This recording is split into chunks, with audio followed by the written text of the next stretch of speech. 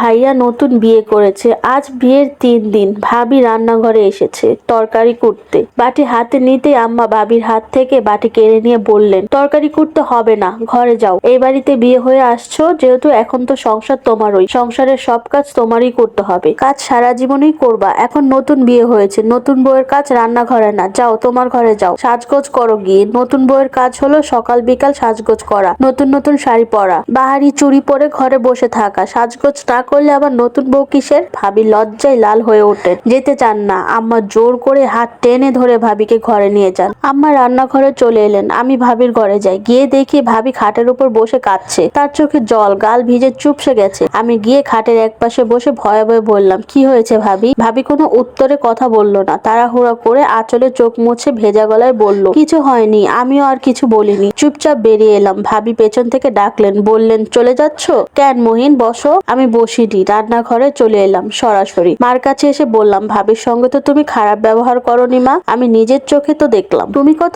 ভালো ব্যবহার করেছো, তাকে কাজ করতে দাওনি পর্যন্ত।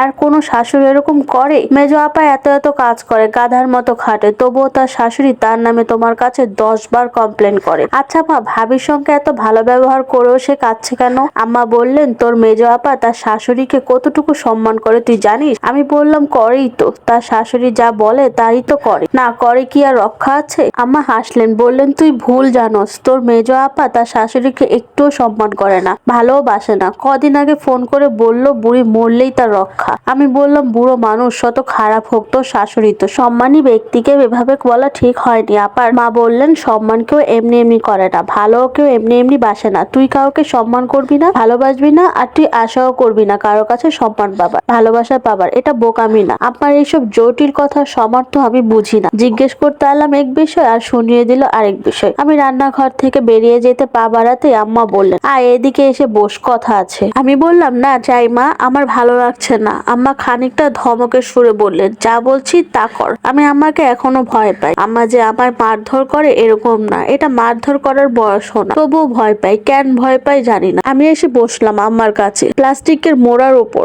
আম্মা একবার বললেন, তোর ভাবি কেন কাঁদছে জানিস? আমি বললাম, কেন? আম্মা বললেন, আদর পেয়ে। সে আমার কাছে এরকম আচরণ প্রত্যাশা করেনি। প্রত্যাশা তো দূরের কথা, কল্পনাও করেনি। কারণ সে বড় হতে হতে জেনে এসেছে শাশুড়ি মানে পুত্রবধূর সাথে দুর্ব্যবহার করবে, খুদ ধরবে, খোটা দিবে, 14 গোষ্ঠী তুলে কথা বলবে। কিন্তু আমি যখন ঠিক এর উল্টোটা করলাম, এটা তাকে আবেগপ্রবণ করে তুলেছে। এই জন্য সে কাঁদছে। আমি জানি এখন সে মনে মনে আমার জন্য দোয়া করছে। বাড়িতে রেখে আসা মায়ের সঙ্গে আমার মুখটা মিলাচ্ছে। আমার দিকে আমি তাকালাম। মাত্র মাধ্যমিক পাশ করা একজন মানুষের এত জ্ঞান দেখে আমি মুগ্ধ হই। ভাবির সঙ্গে আমার এইসব আহ্লাদী আচরণ দেখেও ঘরের শিউলি কাকি বললেন, আপা বউকে যে লাই দিয়ে দিয়ে মাথায় তুলতেছো, এভাবে দেখবে একদিন এই আদর্শ হক পাবই, তোমার মাথায় কাঁঠাল ভাঙবে। আম্মা হাসলেন, বললেন, আমি আমার দায়িত্ব পালন করছি। আমি জানি শাশুড়ির দায়িত্ব কতটুকু। আর তুমি যে বললা লাই দিচ্ছি, এটা লাই না। সে এখন নতুন বউ, একটু রং ঠং করুক, সারা জীবন তো কাজই করবে, আস্তে আস্তে শুরু করুক। আমি তো আর তাকে